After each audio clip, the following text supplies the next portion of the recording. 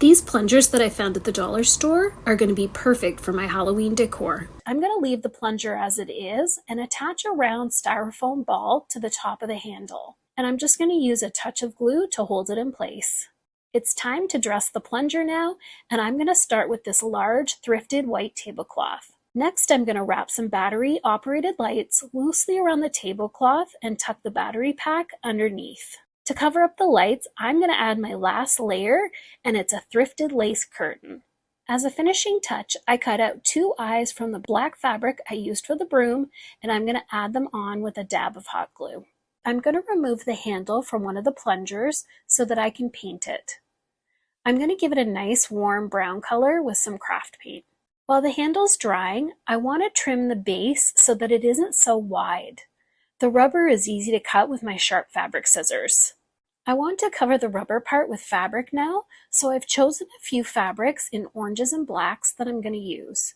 I always save my scraps for projects just like this one.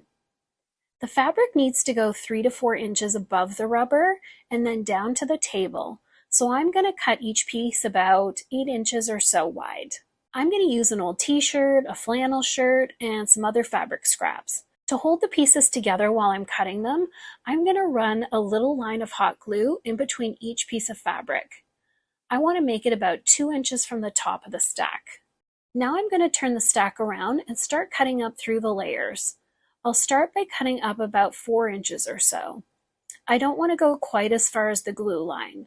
I want to cut above the glue line now, so I'm going to cut down about 1 inch or so all the way along. It's time to start wrapping the fabric around the pole now, and I want to keep overlapping it until I get to the end.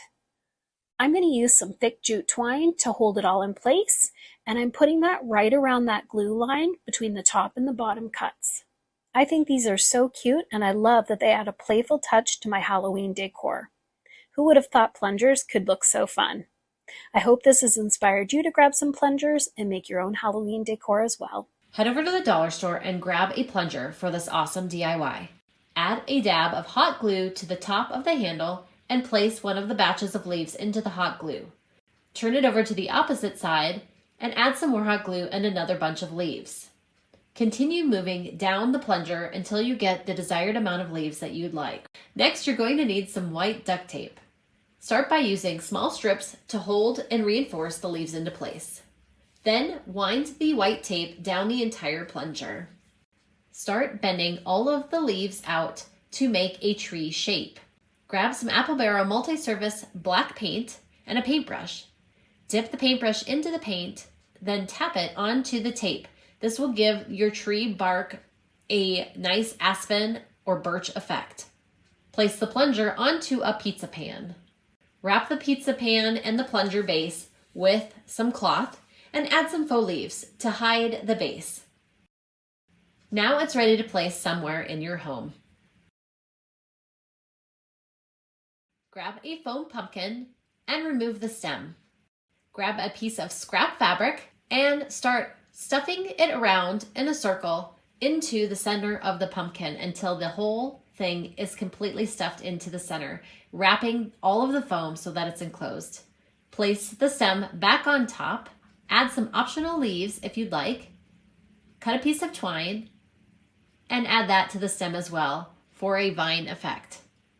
Now you have a wrapped pumpkin. For this next project, you'll need some cheesecloth. And I'm going to be pouring some Mod Podge into this bowl right here. Next, I'm just going to put some gloves on my hands to keep the glue from getting all over, and I'm just gonna make sure that the cheesecloth is covered in glue. Next, I'm gonna open this up. I'm gonna remove this here, and I'm gonna bring over a water bottle here, and then for the top, I'm using a silicone ice cube mold that I'm just gonna be setting on top here.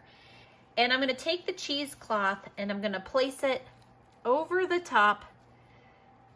And now what I'm just gonna do is shape the cheesecloth around.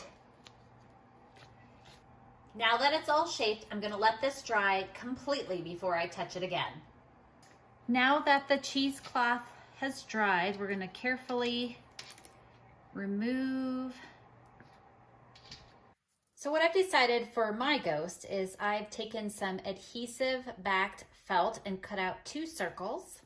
I'm peeling the back off and then I'm sticking the eyes onto the cheesecloth to create my ghost. For this next project, you'll need some bowls or some paper plates. And I'm just gonna start by hot gluing on some Google eyes. Next, I've got 2 black pipe cleaners and I'm just gonna take them, and I want them to be the same on both sides. So I'm gonna fold them in half and I'm gonna go ahead and cut them. And then I'm gonna give them a little bend in half again. Now they don't have to be completely bent in half. I just want them to be a little open. So I'm gonna do that. And then I'm gonna repeat this with 4 more. Now I'm gonna bring my bowl back. I'm going to flip it upside down and I'm gonna use my hot glue gun and I'm gonna place some hot glue onto the bowl and place the pipe cleaner in the glue and let it dry. And then I'm gonna go ahead and just continue hot gluing the pipe cleaners till all of them are glued on. Now I'm gonna flip it over and shape the legs. Now you can use these to hold snacks. For this project, you're gonna need a mason jar or a recycled jar of your choice. I'm gonna use the blank side on the back so it's nice and smooth, but you don't have to do that if you don't want. Next, I'm gonna take a couple Google eyes and place them onto the jar, like so. I'm gonna flip my jar upside down, and you could use hot glue, but I'm gonna use some double stick foam, and I'm gonna place a sticker right here on the top in the back. Then I'm gonna take a piece of gauze and stick it to the foam.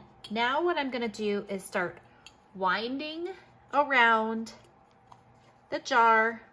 I'm gonna go over the eyes a little bit, and I'm gonna continue to wind around and finish by adding another piece of that double stick foam. Cut off the excess. Now inside, you could use this as, a pen holder, or you could put candy in it.